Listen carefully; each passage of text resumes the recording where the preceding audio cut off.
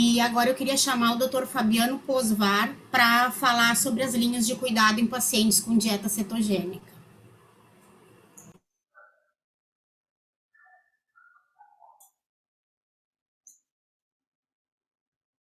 Muito obrigado, Berenice. Eu vou compartilhar aqui minha apresentação, então.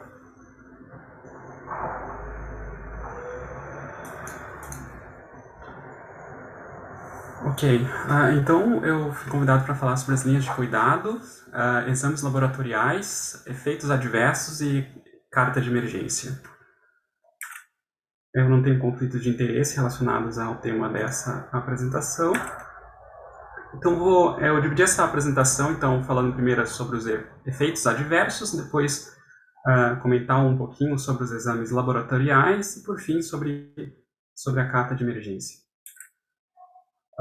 Então, sobre os efeitos adversos, primeiramente, né? Então, a gente falou que é um tratamento bem promissor, mas tem alguns cuidados que a gente precisa ter. E essa aqui é uma revisão interessante que foi feita com 1.376 pessoas que realizaram a dieta cetogênica, né, em estudos prospectivos.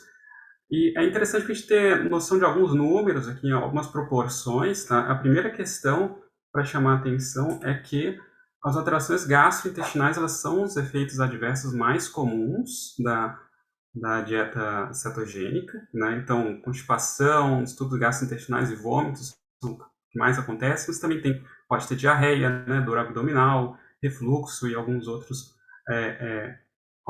alterações gastrointestinais. Outra questão que a gente fica bastante preocupado, mas chama mais atenção, são esses distúrbios metabólicos e hidroeletrolíticos, né? Como foi mencionado, uma questão que depende muito do protocolo que está sendo utilizado, mas tem traz um pouco mais de preocupação para nós, que é a acidose, desidratação, a hipoglicemia e distúrbios hidroeletrolíticos. A urolitíase, ela não é tão frequente, mas também é uma outra preocupação que existe sempre que se fala de dieta cetogênica, e uma série de outras alterações aí que eu vou mencionar um pouco mais nos outros slides. Uma outra questão para a gente chamar a atenção é que existe uma correlação entre os eventos adversos e o tempo de tratamento, né? E o que a gente precisa destacar aqui, né, é que muitos dos eventos adversos ou efeitos adversos identificados, eles acontecem nos primeiros meses de tratamento e tem uma tendência deles ter uma melhor tolerância com o tempo, né? Então, esse aqui é um estudo com 42 lactentes, abaixo de 2 anos.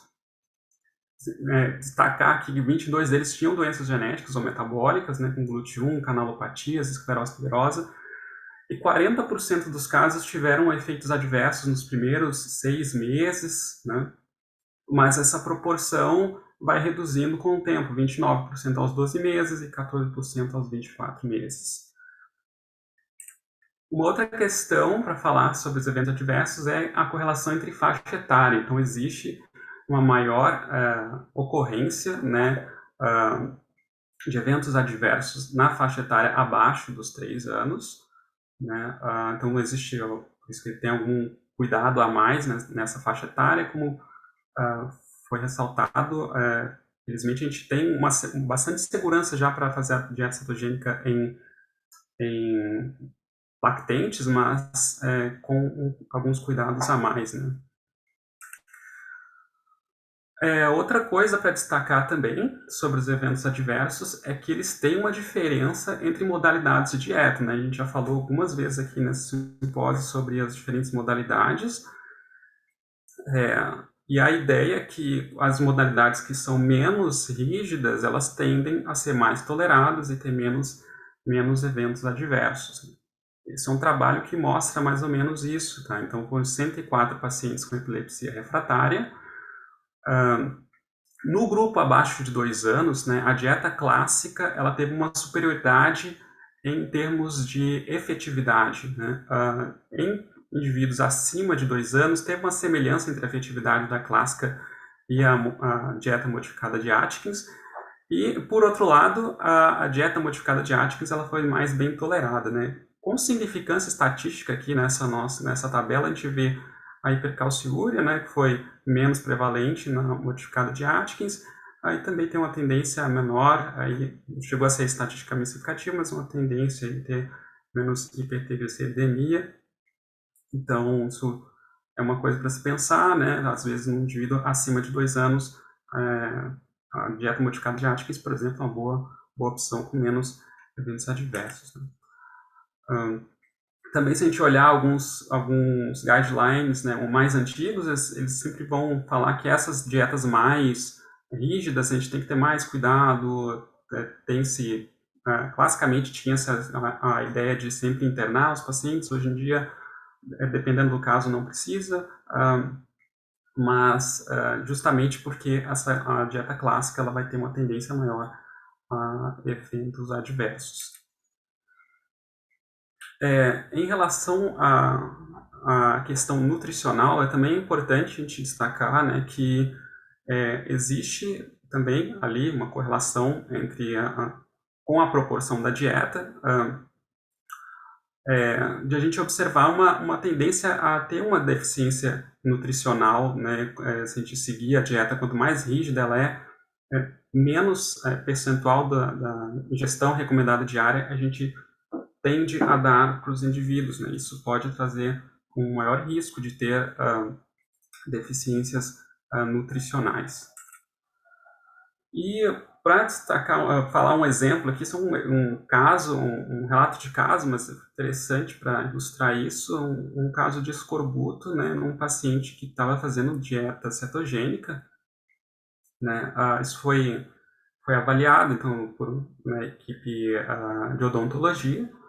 Eles observaram que essa criança tinha um quadro de sangramento, né? É uma criança que tinha sido tratada com muito sucesso com a dieta cetogênica, né? A dieta cetogênica tinha melhorado a epilepsia refratária, mas ela vinha aí com sangramento bucal, né?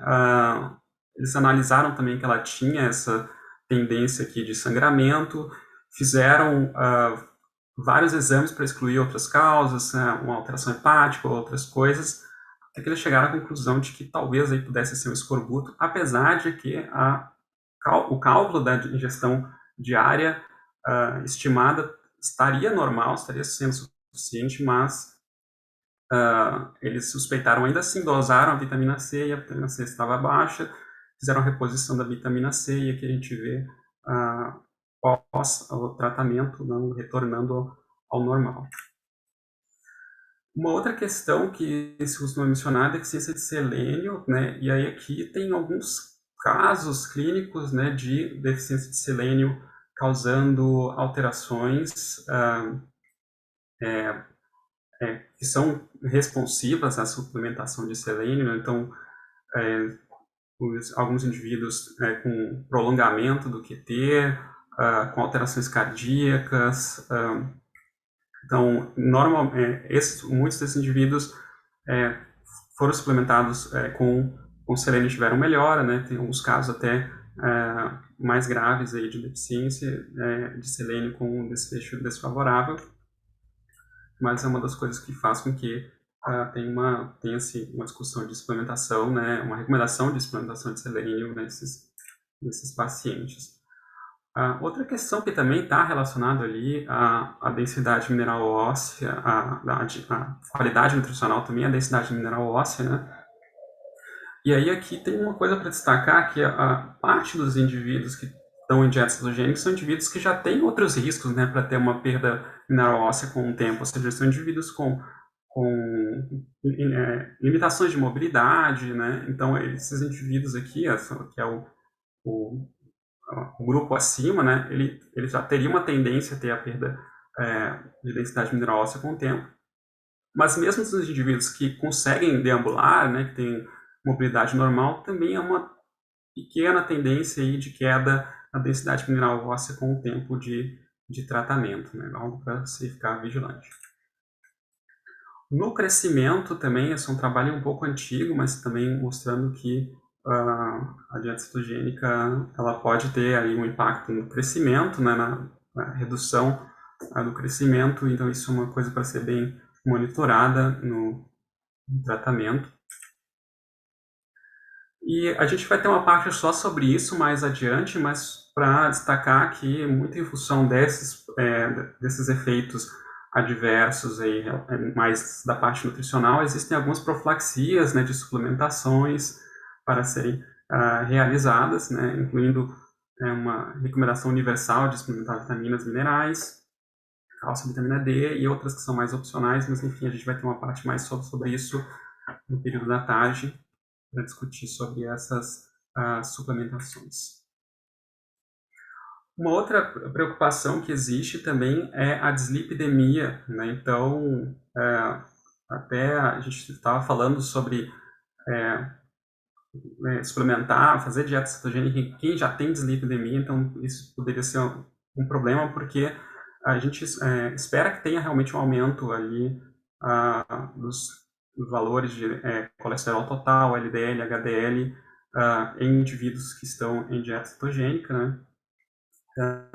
Na maior parte dos casos, isso não está associado a eventos clínicos, aterosclerose, ou não tem uma evidência de que tenha tido um impacto nessa parte, mas de qualquer modo, a gente sente extrapolar o fato de que isso no longo prazo pode ser ruim, então é algo para a gente ficar monitorando também nos indivíduos, né? Aqui também, né, aqui eu falei sobre a LDL, colesterol, mas também vale a mesma coisa para os triglicerídeos, né? Então, uma tendência de aumento desses valores com o tratamento. Aqui, então, para resumir algumas das condutas, quando a gente está tendo esses efeitos colaterais, né, tem algumas coisas que podem ser feitas, né? E, como eu disse, muitos dos efeitos colaterais, eles são bem tratados, são bem manejados ali durante esse período inicial de adaptação, né? Então, nesse artigo aqui estão listados alguns dos condutas que foram feitas, por exemplo, dar um suco de laranja, fazer um enema por causa toda aquela questão gastrointestinal, teve alguns pacientes que tiveram que prolongar a hospitalização, né? Usar medicamentos para náusea, para refluxo, enfim, existem algumas adaptações que foram feitas ali, principalmente nos primeiros meses da dieta cetogênica, ou na internação para fazer dieta cetogênica, mas que com uma tendência do indivíduo se adaptar melhor com o tempo. E isso já foi falado aqui 2 vezes durante esse evento, mas é para destacar que eu estou falando de eventos adversos na população em geral, que tem indicação de fazer a dieta cetogênica, mas obviamente a gente pode ter um quadro bem mais catastrófico, né, se a gente fizesse a dieta cetogênica em alguém tem contraindicação à dieta cetogênica. Então lembrar, né, que tem todas as condições que a dieta cetogênica está contraindicada, que pode prejudicar, causar uma descompensação metabólica, né, são erros no nosso metabolismo. Então, seria um cuidado a mais que a gente teria que ter, principalmente quando a gente está começando a dieta cetogênica, para ver se não é um desses, a gente não está diante de um desses quadros. Tá? E com base nisso, falar sobre os exames laboratoriais. E aqui a gente tem 2 grupos de exames, né? Os exames que a gente pede antes de começar a dieta cetogênica, os que a gente pede regularmente durante o tratamento com a dieta cetogênica. E uma coisa que diferencia aqui nos que a gente pede antes é justamente alguns para excluir aquelas contraindicações, né? Quando o diagnóstico não está bem claro, interessante a gente ver se não é uma daquelas condições em que a dieta cetogênica estaria contraindicada, né? E os demais são questões mais para a gente avaliar a qualidade nutricional e todas as alterações que podem ser prejudicadas ao longo da dieta cetogênica. Destacar aqui, então, por exemplo, a gente falou sobre a possível ocorrência, né, de cálculos urinários, então, Existe uma recomendação, né, de fazer a medida do cálcio na urina, né, relação cálcio-creatina, para ver se o indivíduo precisa de uma profilaxia para isso, né, a carnitina, que são coisas que a gente tem que ver se a gente vai precisar suplementar, né. Então, os medicamentos antiepilépticos, quando o indivíduo faz uso de antiepilépticos, né, para a gente ver como é que estão esses níveis, se precisa fazer algum tipo de ajuste, né. O selênio, normalmente ele é recomendado, né, por causa daqueles eventos que são raros, mas são potencialmente graves, né. Não é um exame muito disponível, né, mas onde é possível fazer, se recomenda que seja feito também para evitar, né, que a gente tenha aqueles eventos potencialmente graves, né, da deficiência de selênio. Uma outra questão que não é exatamente um exame laboratorial, né, mas um monitoramento em casa, é para a gente lembrar que também tem um papel desse indivíduo ser empoderado desse monitoramento, né. Então, esse aqui é uma cartilha que a gente entrega para os pacientes nossos no hospital de clínicas, para eles registrarem como é que está a cetonúria, a glicemia, o número de crises, o comportamento, o tipo de crise, se teve alguma febre, se não tem intercorrência. Então, são formas complementares de a gente ter um monitoramento mais seguido, tanto de parâmetros clínicos quanto parâmetros laboratoriais em casa, né? No caso, esse monitoramento com as fitas, né, de cetonúria e cetonemia. Por fim, eu vou falar sobre a carta de emergência. E aí, para quem não está muito familiarizado com essa carta de emergência, só lembrar mais ou menos o conceito, né, sobre a carta de emergência. Então, a carta de emergência é um recurso utilizado com certa frequência aí nos erros inatos no metabolismo, as doenças metabólicas que têm uma descompensação metabólica periódica, porque é muito comum que as mães, né, levem as crianças para emergência porque está com uma alteração, e o pessoal da emergência não tem a familiaridade com aquela condição, né? Então, a carta de emergência, ela funciona muito para ser uma forma mais fácil da mãe ou do familiar, né, cuidador, explicar sobre a doença, e com uma forma bem resumida a gente já ter uma guia dos quais são as condutas iniciais, o que a gente tem que pensar, o que a gente precisa ter em mente, né, para o caso de uma descompensação metabólica. E por que a gente precisaria de uma carta de emergência para a dieta cetogênica, né? Então, aqui tem um resumo do quais foram os motivos do paciente com dieta cetogênica procurar a emergência. E eu vou destacar aqui, na maior parte dos casos, eles buscaram a emergência não porque teve um efeito colateral da dieta cetogênica, mas sim porque tiveram uma descompensação epiléptica, né, tiveram uma crise. Então é mais comum que que os atendimentos sejam pelas crises epiléticas do que pela dieta cetogênica. De qualquer modo, é importante que a pessoa da emergência esteja familiarizada com quais efeitos colaterais podem acontecer com a dieta cetogênica.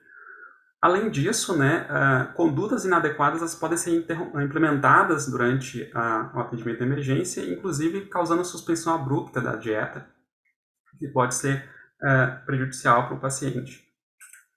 Então, pensando nisso, é interessante a gente ter essas cartas de emergência. Então, aqui é um modelo que é utilizado no nosso ambulatório, né? A gente resume a informação toda em uma única folha. Nessa folha tem a identificação do paciente, tem a descrição da condição do paciente, né? Por exemplo, a deficiência de GLUT1, a descrição da dieta cetogênica, no que ela consiste, algumas situações que merecem atenção, que podem ser decorrentes da dieta cetogênica, as condutas que a gente são recomendadas para esses efeitos colaterais da dieta cetogênica e também cuidados para indivíduos com dieta cetogênica, principalmente em relação a evitar com que aconteça essa interrupção abrupta da dieta cetogênica. Então a gente tem que evitar dar medicamentos que tenham glicose, enfim, para a gente ter esse cuidado, né, com esse paciente. Também na carta de emergência é interessante ter o contato do centro de referência, né, para que o indivíduo possa, a pessoa que está na emergência consiga, enfim, entrar em contato, tirar dúvidas, se necessário. Tá? Então, essa é uma carta que os pacientes podem ter, né? Claro que, às vezes, é interessante, se principalmente se o indivíduo mora muito longe do centro de referência, não consegue ir ao centro de referência, e ele tem um hospital ali de contato, talvez seja até interessante mostrar essa carta até fora de crise, já para aquela equipe já estar mais familiarizada, né? Mas, enfim, a gente vai também ter uma parte só sobre cuidados de emergência para falar sobre isso também, mas a gente entende que é um bom recurso para as famílias. Doutor Fabiano, tá excelente a sua aula. Ah, eu vi que acabou agora. Tá É, certo. então, isso fica esse meu contato, então, para caso de dúvidas. Muito obrigado.